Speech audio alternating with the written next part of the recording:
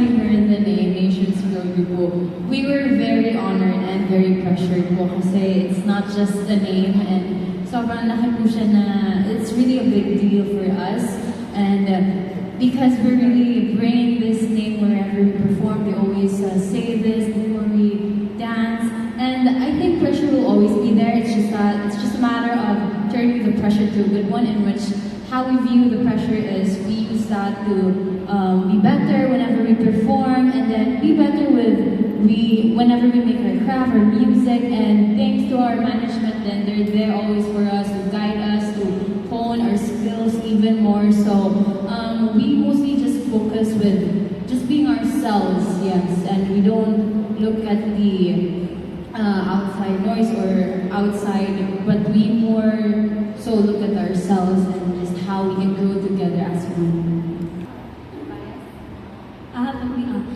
Kami po kasi parang normal naman po sa amin yung gano'n. Parang di big deal sa amin kung halimbawa mas madaming umayag ka ni Aya, like gano'n po.